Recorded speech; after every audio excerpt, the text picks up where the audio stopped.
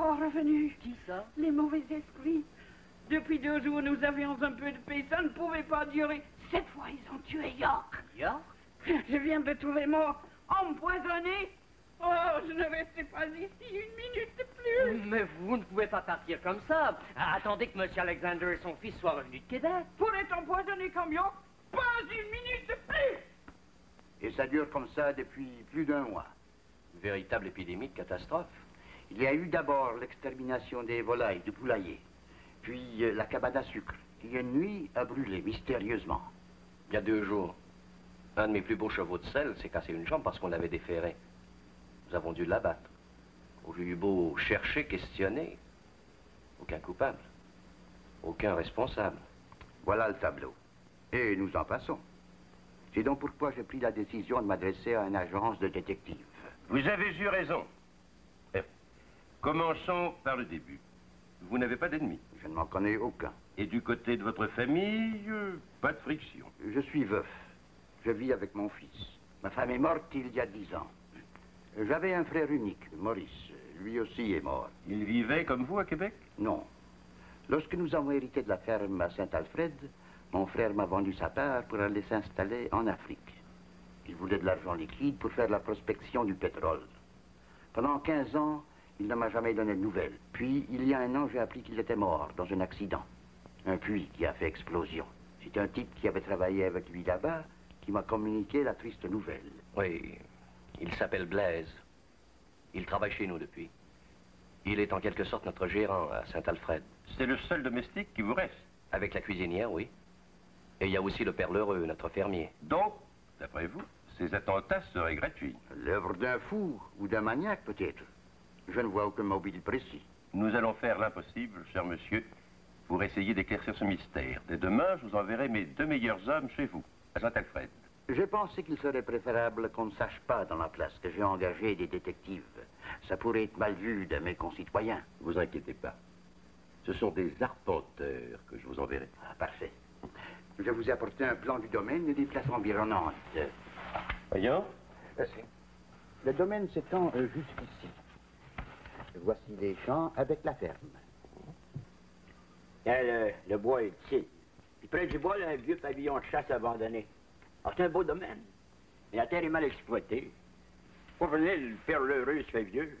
Ça fait 30 ans qu'il est sur la ferme. Comme ça, vous venez par ici pour ouvrir une route. T'en plein ça. Elle est bonne, celle-là. Moi, j'y crois pas. Ah non? Pourquoi? Ben, ça fait 15 ans que le député nous promet un raccourci, un petit bout de chemin de 3-4 000 de long pour descendre au village. Personne n'y croit plus dans la place. C'est pour ça que je ris, moi. Eh bien, cette fois, c'est sérieux. Vous allez l'avoir, votre raccourci. Ah, m'en dirait tant. Mais je suis comme Saint-Thomas, moi. J'y croirai quand je le verrai.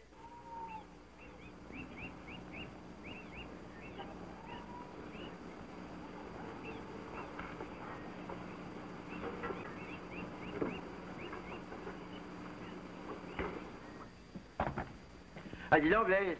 Excusez-moi une seconde, hein. Non, c'est vrai ce que j'ai appris ce matin? Le chien de M. Alexander a été empoisonné? C'est vrai. Malgré serait parti. Par l'autobus de midi, oui. Avant le retour des patrons. Avec ce qui se passe à la ferme, c'est pas surprenant. Personne ne voudrait y rester. J'y reste, moi?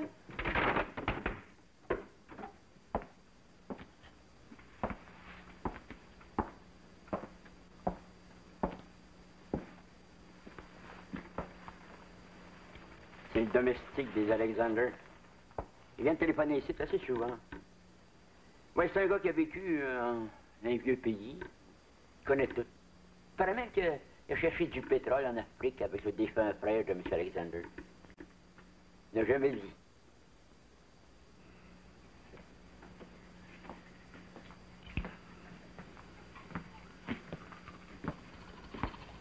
Dis donc, Emile. Ils ont le téléphone à la ferme? Je me demande comment ça se fait que le domestique prend la peine de venir ici faire ses appels. Faudra vérifier, hein. Faudra jeter un coup d'œil aussi du côté du vieux Lheureux. Non, c'est des histoires de chiens empoisonnés, de poules et de fruits. Moi, ça m'a tout l'air d'une vengeance de paysans, tiens. Ouais, ça m'a bien l'air que c'est ça.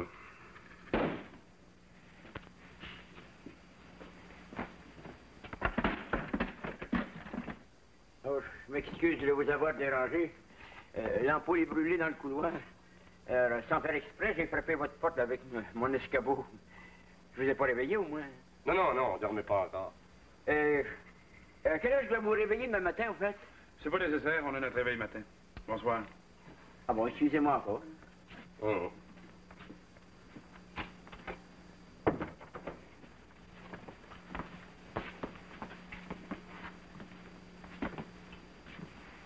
Émile, Hein? penses-tu qu'il écoutait à la porte? C'est bien possible.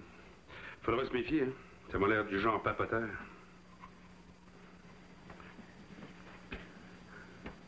Tu peux me dire comment ça marche, cette affaire-là?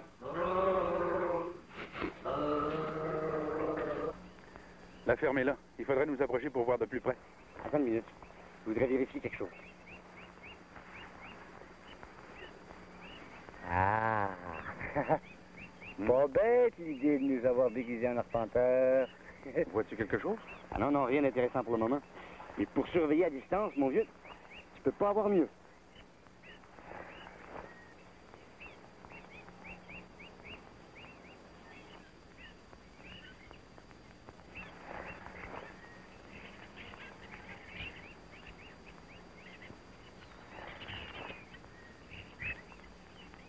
Tiens, j'aperçois le domestique. C'est lui qui est venu téléphoner à l'auberge hier.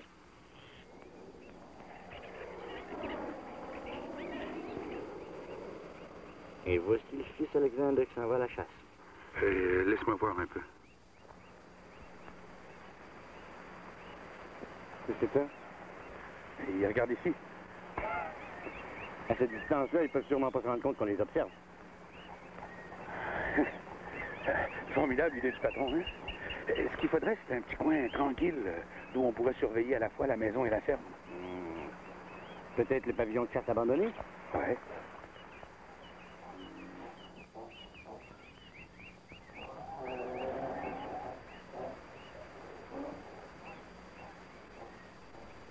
Bonjour!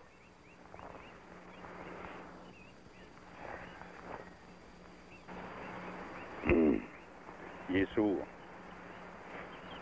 C'est sûrement le père Lheureux, le fermier.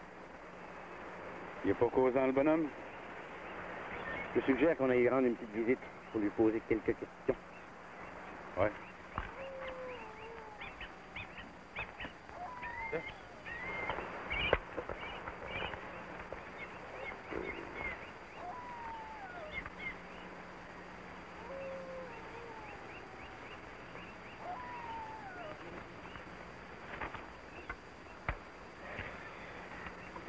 Quel métier. Le patron aurait bien pu penser à autre chose. Le fils Alexander. Il a dû tuer une perdrix. Ouais. Tiens. Le camp de chasse. C'est vrai que c'est un observatoire idéal. De là, tu peux voir tout le domaine. Hey, avec notre lunette d'approche. Hé, Émile! Quoi? Là, dans la fenêtre. Ça a bougé. T'as dû rêver. Hé, hé, hé!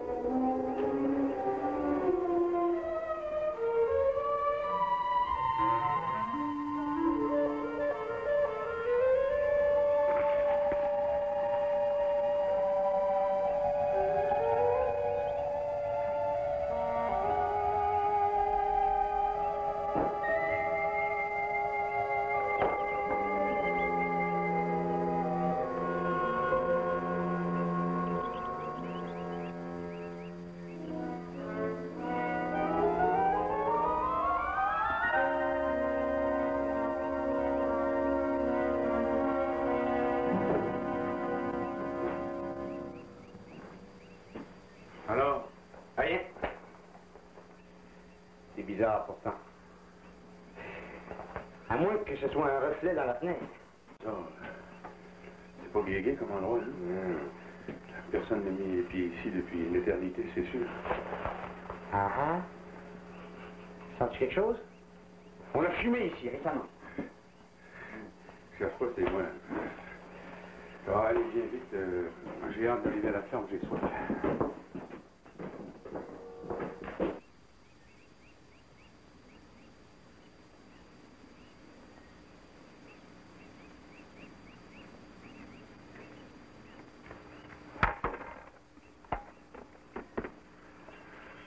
Le fils Alexander nous a précédés. Qu'est-ce qu'on fait? J'entre. Je voudrais avoir un verre d'eau. Si vous ne pouvez pas suffire à votre travail, faites-vous aider. Ou alors laissez la place à quelqu'un d'autre. Alexander qui Ça fait 30 ans que je me crève sur cette terre, mon garçon. Ton père a quelque chose à me reprocher, qu'il vienne me le dire en personne. C'est pas un jeune morveux comme toi qui va m'en remontrer. Je vous conseille de surveiller vos paroles. Tu me fais pas peur. Oh, si ce pauvre M. Maurice n'était pas mort en Afrique, les choses n'en seraient pas là. Et les morts aussi ont leur mot à dire. Ils sont là. Ils rôdent. Vous radotez. Qu'est-ce que vous faites là, vous deux? J'aime pas les écornifieurs. Qu'est-ce que vous faisiez tout à l'heure dans mon champ? Nous avons l'autorisation de M. Alexander d'arpenter sur la ferme. Nous sommes des arpenteurs géomètres du gouvernement. C'est quoi, ça? Ça veut dire, cher monsieur, que nous allons construire une nouvelle route. Construire une nouvelle route sur ma terre? Ah ben, je vais le faire. Que je vous y prenne. Si je vous vois encore rôder d'un barrage, vous recevrez à coups de carabine.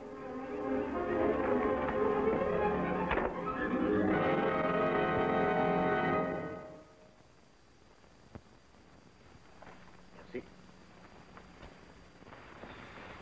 Merci. Où en êtes-vous rendu de votre enquête? Nous voulons nous installer dans le pavillon de chasse dès ce soir. De là, nous pourrons observer toute la maison. Nous aimerions bien que personne ne soit mis au courant, même pas votre fils. Comment va-t-il? Ouf, il va un peu mieux. Il refuse de voir le médecin. Quelqu'un est malade? Blaise, notre domestique, oui. Depuis quand? Depuis le souper. Il a bu un verre de lait qui avait un drôle de goût. Un peu plus tard, il s'est senti malade. Nous lui avons suggéré de prendre le lit. Vous comprenez maintenant pourquoi je désire que votre enquête aboutisse le plus vite possible. Vous croyez qu'il aurait été empoisonné? Après les volailles, les arbres, les chevaux, mon chien, pourquoi pas les gens de la maison? Ah, soyez sans inquiétude. La bouteille n'était pas ouverte. Je viens moi-même d'enlever le seau. Personnellement, je crois de plus en plus qu'on essaie de nous faire vendre la propriété en nous terrorisant. Vous avez conservé le verre de lait? Non, malheureusement. Blaise l'a vidé et rincé avant de se rendre compte de ses effets.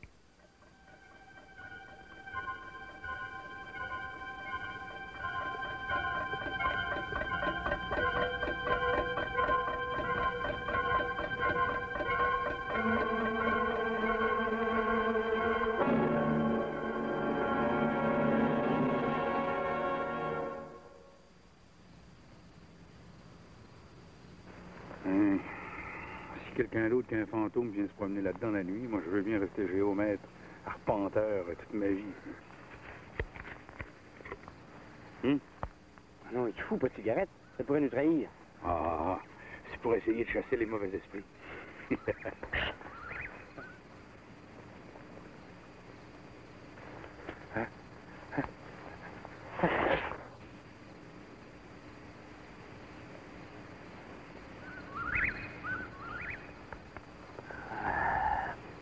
C'est le domestique, Blaise, le soi-disant malade.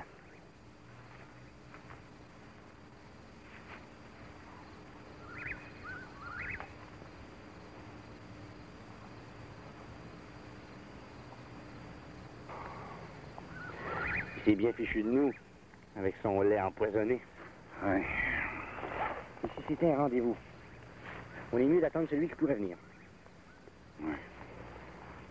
Tiens, qu'est-ce que je disais là l'autre? Qui est-ce? Pas possible.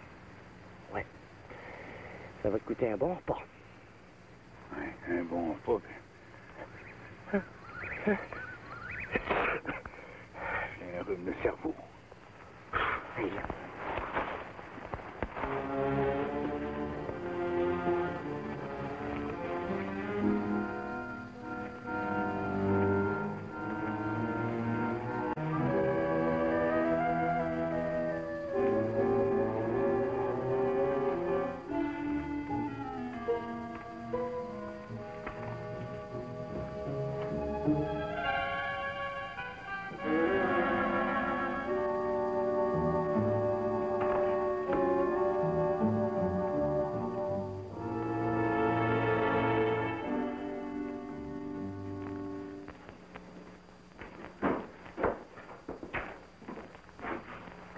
Et alors?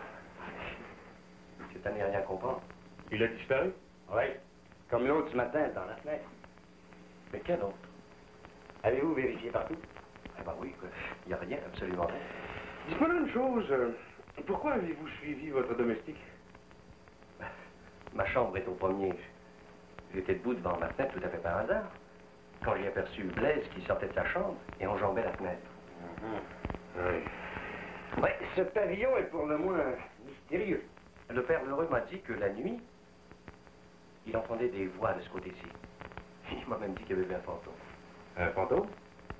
Oui, fantôme d'une personne qu'il avait très bien connue.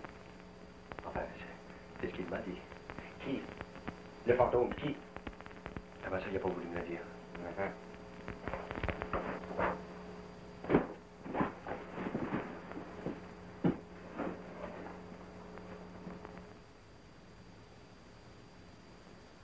La propriété est située juste au-dessus du gisement.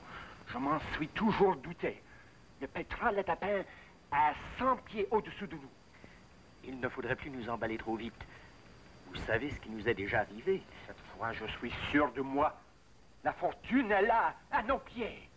Je vais être riche enfin. C'est bien mon tour. Et crois-moi, je ne t'oublierai pas. Alors, écoute-moi bien. Le moment est venu de frapper le grand coup. Non, je ne peux pas faire ça. Je veux bien faire peur au propriétaire, mais je ne veux pas devenir un criminel. Tu feras ce que je te dis. Je sais que j'ai les moyens de te persuader. Choisis entre ça et la prison pour la fin de tes jours. J'ai toujours chez moi certains petits papiers. As-tu suivi mes instructions? Oui. Ce soir, au souper, j'ai fait le coup du verre de lait empoisonné. Bon, comme ça, ils ne se méfieront pas de toi. Demain matin, tu feras ce que je t'ai dit. Ce poison africain est rapide, n'a aucun goût et ne laisse aucune trace. Attendons quelques jours encore avant d'en venir là. Non! Demain matin, tout doit être fini. Je te retrouverai ici à midi. On a déjà trop attendu, il faut faire vite. Je veux être le maître absolu de la place d'ici une semaine. Vous connaissez l'autre individu? Eh ben non, non. J'en ai pas la moindre idée. Attention, il va remonter par l'échelle.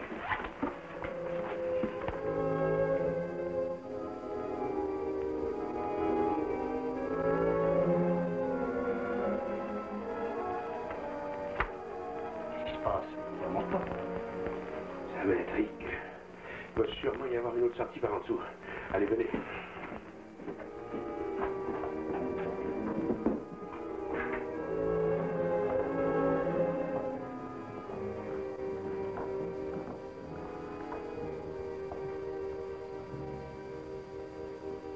Le pavillon de chasse est bâti sur les ruines d'un fortin datant de la colonie.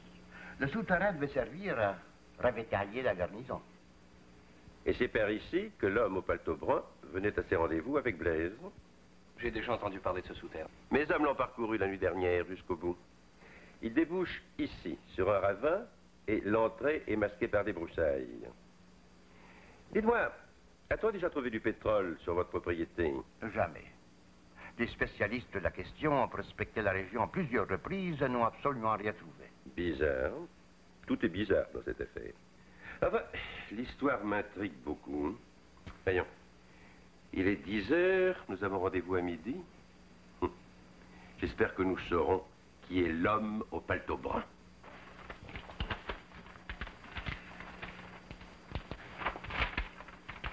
Ah! Je pense que j'ai trouvé.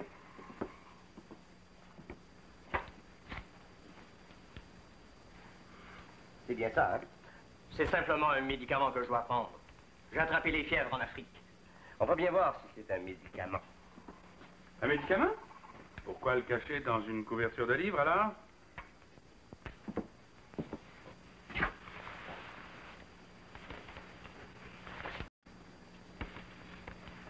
Tiens, avale ça puisque c'était pour ta petite santé. Non!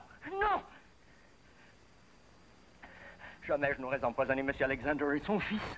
Je ne suis pas un criminel. Il faut me croire. C'est un aveu en bonne et due forme, ou je ne m'y connais pas. Allez, vide-moi cette saloperie dans le lavabo. Ah, patron.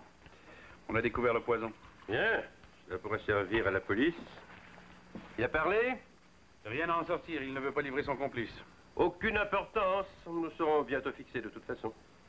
Vous savez ce que vous avez à faire? C'est le moment. Bien, patron. Ah, évitez autant que possible la brutalité. Attendez, patron. Celui-là, qu'est-ce qu'on en fait? Monsieur Alexander va le surveiller lui-même. Ah, je serai au pavillon de chasse.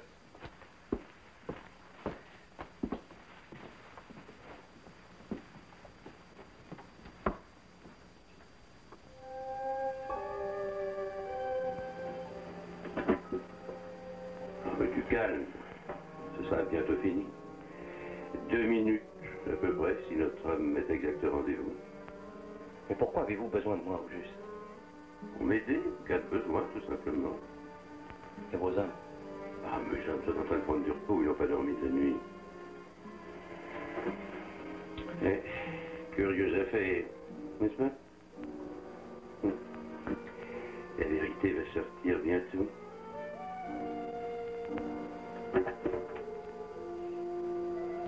Copie. Elle sortira avec 2 minutes d'avance. Mais je le reconnais. C'est mon oncle. Il n'ira pas loin. Les hommes vont le cueillir à la sortie du souterrain avec la police. C'est mon oncle Maurice. C'est bien lui. Vous l'avez reconnu? Mais oui, quand il a levé la tête. Et Blaise qui prétendait qu'il était mort. Non, il n'est pas mort. Le fermier a dû le voir rôder autour du pavillon de chasse et croire que c'était un fantôme. Mais enfin, pourquoi voulait-il nous tuer? Il ne le savait pas lui-même. Tenez, il y a quelques jours, j'ai reçu d'Afrique une fiche de police le concernant. Prospecteur malheureux, plusieurs fois ruiné, blessé à la tête par l'explosion d'un puits de pétrole, votre oncle s'est échappé il y a 6 mois d'un hôpital psychiatrique. Il est revenu au pays, sous un nom d'emprunt, persuadé que dans le sol de la propriété paternelle se trouvait ce gisement de pétrole auquel il pensait depuis 15 ans. Il voulait s'en rendre maître à tout prix, fût-ce même à celui d'un assassinat. Et Blaise l'aidait. Un aventurier sans scrupule qu'il était en Afrique. Il le faisait chanter pour l'obliger à lui obéir. Voilà, en résumé, l'histoire de l'homme au paletot brun. Qu'est-ce qu'on va faire de lui maintenant? Ce n'est pas un cas pour la justice. C'est un cas pour les médecins. Allez, suivez-moi. Alors, la route, vous avez fini de la tracer? Quelle route? Ah oui, ben... Demandez donc ça à l'ingénieur, là-bas. Ah, c'est un ingénieur, ça? C'est lui qui décide tout, monsieur.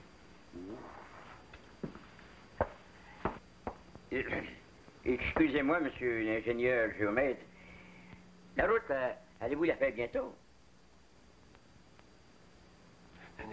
C'était une erreur. Ce n'est pas ici que cette route doit être tracée. Non, nous nous sommes trompés de village. Semblait bien aussi. Promesse de député. On verra ce qu'on verra aux prochaines élections.